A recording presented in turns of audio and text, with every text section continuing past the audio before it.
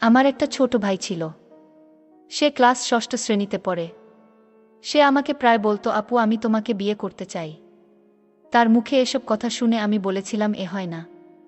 তারপর একদিন রাতে হোটেলে নিয়ে যা করেছিলা তা যদি জানতে চান তাহলে গল্পটি মনোযোগ দিয়ে শুনুন। আমার নাম সুমাইয়া। বাবা মায়ের আদুরে একমাত্র মেয়ে আমি। আমার পরিবারে 2 ভাই 1 বোন। আমার বড় ভাইয়ের নাম আবুল আর ছোট ভাইয়ের নাম শিমুল। আমি কলেজে 2nd ইয়ারে পড়ি। আমার বয়স 20 বছর। আমার লাইফ আর 10টা মেয়ের মতো স্বাভাবিক না। অনেকেই বাজে মন্তব্য করতে পারেন। কিভাবে বিচার করবেন সেটা আপনাদের ইচ্ছা। আমি কলেজের 1st ইয়ারে পড়ি। আমার ছোট ভাই শিমুল মাত্র ক্লাস 6ষ্ঠ শ্রেণীতে পড়ে। শিমুলকে আমি ছোটবেলা থেকে অনেক স্নেহ করতাম। শিমুলকে আমি বোকা ভাবতাম, কারণ ও সব সময় বোকা হয়ে থাকত। আমরা 2 জন একই রুমে থাকি। শিমুল ভূতের গল্প পছন্দ করে।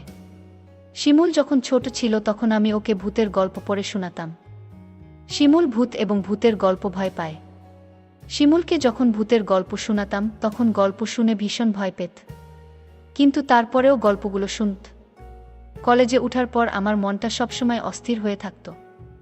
কলেজের ছেলেগুলো সবসময় আমার পেছনে লেগে থাকত। আমি কাউকে পাত্তা দিতাম না, কারণ আগে মনে করতাম আমার পরিবারের সবাই খুব সম্মানিত। আমার উচিত আমার পরিবারের সম্মানটা ধরে রাখা।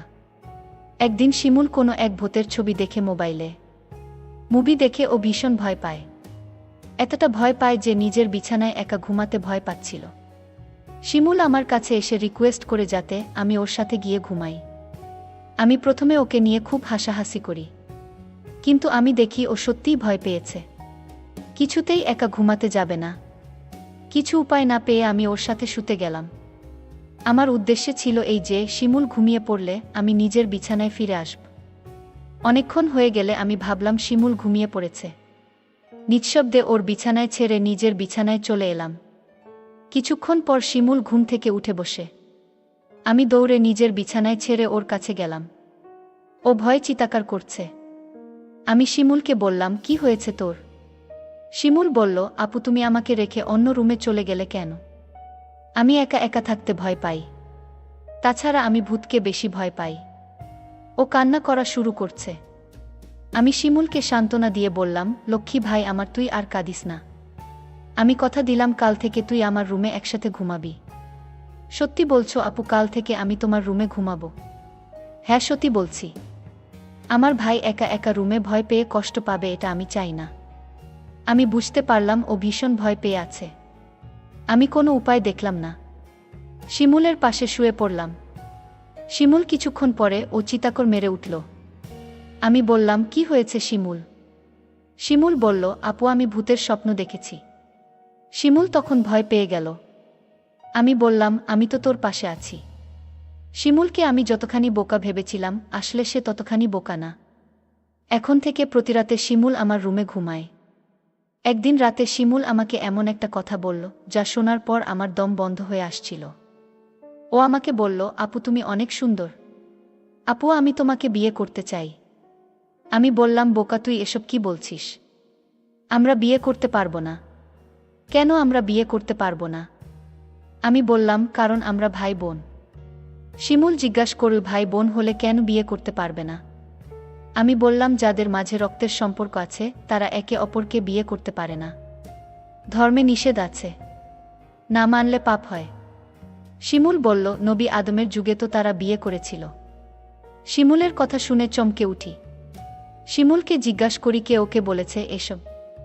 শিমুল বলল, ওকে কেউ বলেনি, ও নিজে অন্য একজনের কাছ থেকে জেনেছে। শিমুল আমায় বলল, আপু যদি বিয়ে করতে না পারো তাহলে আমি তোমার কাছে একটা কিছু চাইব। আমি বলেছিলাম, কি চাইবি বল, আমার কাছে থাকলে অবশ্যই তোকে দিব। শিমুল বলল, আপু আছে তোমার কাছে, তুমি প্রমিস করো দিবে। আর যদি তোমার কাছে না থাকে তাহলে আমার কোনো আপত্তি নাই। আপু আরও একটি কথা বলতে চাই তোমায়, তুমি কি জানো আবুল ভাই প্রতিদিন রাতে মায়ের ঘরে যায় এবং কি করে তা কি তুমি জানো? আমি শিমুলের প্রতিটা কথা শুনে আমার বিরক্তবোধ লাগছে। আমি শিমুলকে বললাম, আবুল প্রতিদিন রাতে মায়ের ঘরে গিয়ে কি করে বলতো? তখন ও যা বলল, আপু বাবা মায়ের সাথে যা করে দাদাও তা করে। আমি বললাম, তুই কিভাবে দেখলি? আমি আপুকে বললাম, তোমার বিশ্বাস হচ্ছে না। আমি ওর কথা বিশ্বাস করতে পারছি না, কারণ ও ছোট। আমার সাথে কখনো মিথ্যা বলেনি, কিন্তু নিজের চোখে না দেখলে বিশ্বাস করা যাচ্ছে না। আজ বাবা বাড়ি নেই। শিমুলকে বললাম, আজ বাবা বাড়ি নেই, আজও আবুল দাদা মায়ের ঘরে গিয়েছে কিনা। শিমুল বলল, ও আবুল দাদাকে মার ঘরে ঢুকতে দেখেছে। আমি সিদ্ধান্ত নিলাম আবুল মায়ের ঘরে গিয়ে কি করে তার রহস্য জানতে হবে। আবুলকে নিয়ে মায়ের ঘরের সামনে গেলাম। মায়ের ঘরের দরজা ভেতর থেকে লক করা। আমি কি জানালার দিয়ে চোখ রাখলাম। এ দৃশ্য দেখার পর শিমুলের কথা শতভাগ বিশ্বাস করলাম। শিমুল আমাকে বলল, মা আর দাদা এই ঘরে কি করে? আপু আপু তখন রাগান্বিত হয়ে বলল, কি করে সেটা আমার মুখ দিয়ে বলতে হবে নাকি? তুই দেখিসনি? তুই কি অন্ধ নাকি? আমি আপুকে বললাম, আপু তুমি আমার সাথে রাগ করছো কেন? আমি আবার কি করলাম আপু?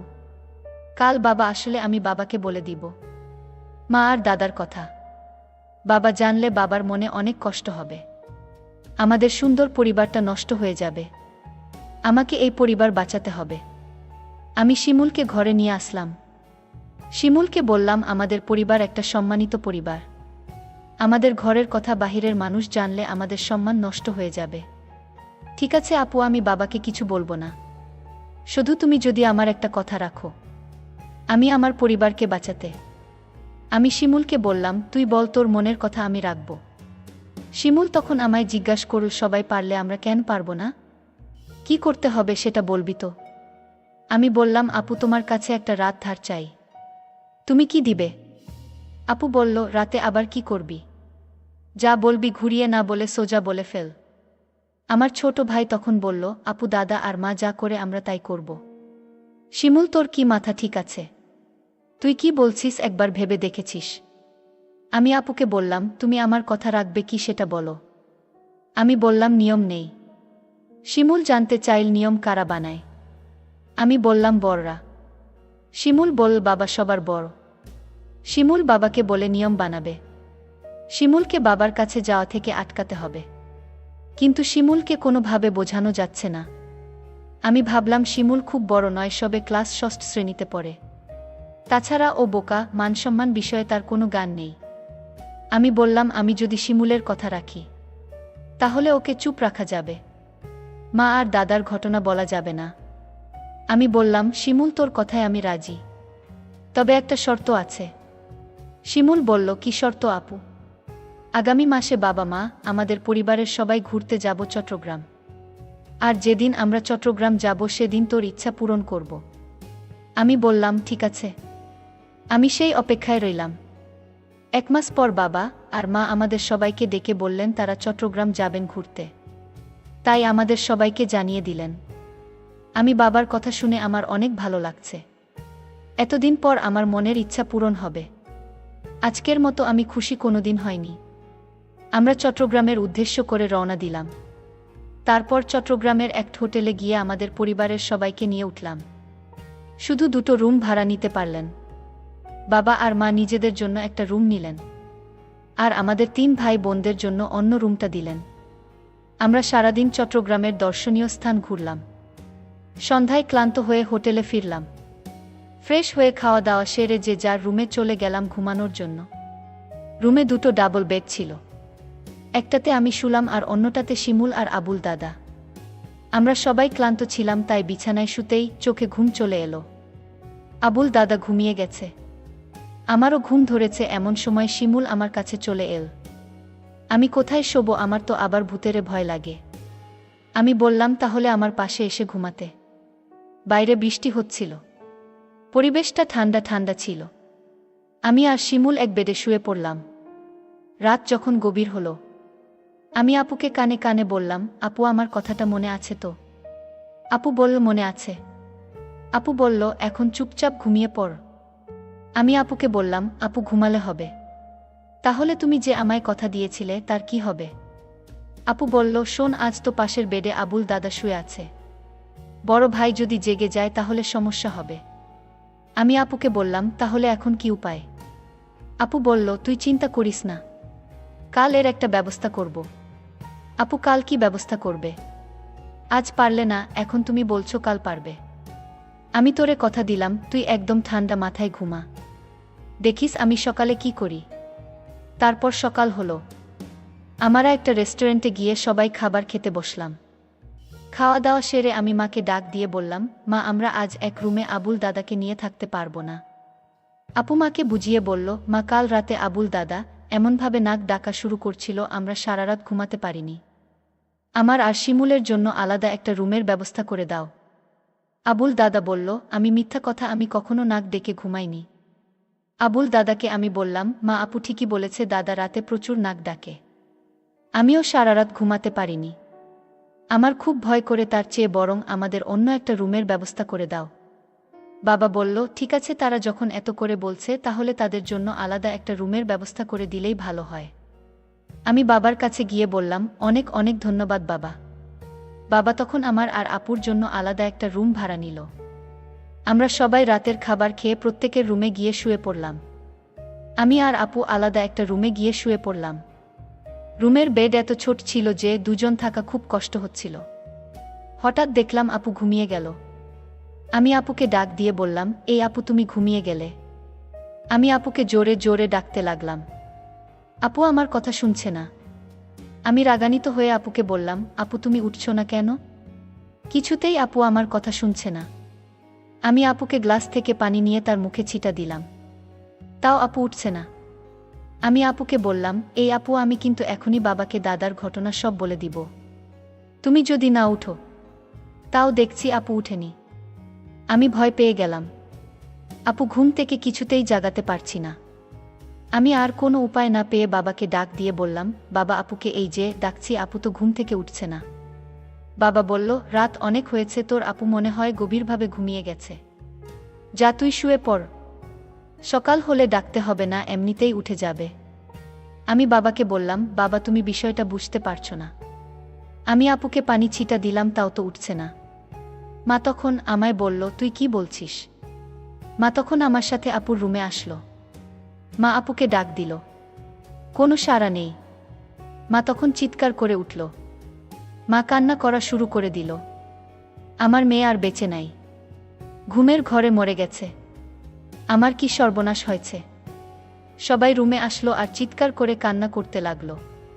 কিন্তু আমার মনে সন্দেহ হচ্ছিল না, না আপু এভাবে মরতে পারে না।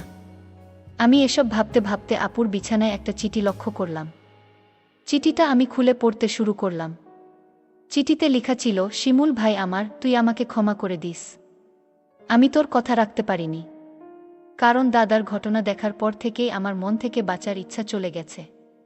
সেদিনেই আমি সিদ্ধান্ত নেই, এই পরিবারে আমি বেঁচে থাকতে পারবো না। কারণ যেই পরিবারের সম্মান থাকে না, মায়ের কার্যকলাপ আমার কাছে ভালো লাগে না। আর তোকে আমি মিথ্যা আশা দিয়েছিলাম, কারণ আমি চেয়েছিলাম দাদা আর মায়ের বিষয়টা কেউ না জানুক। কিন্তু তুই বারবার আমায় বলছিলে, তোর কথা যদি আমি না রাখি তাহলে দাদা আর মায়ের কথা তুই বাবার কাছে বলে দিবি। আর আমি কোনো পাপ করতে চাইনি, তার চেয়ে বরং আমি উপারে চলে যাই।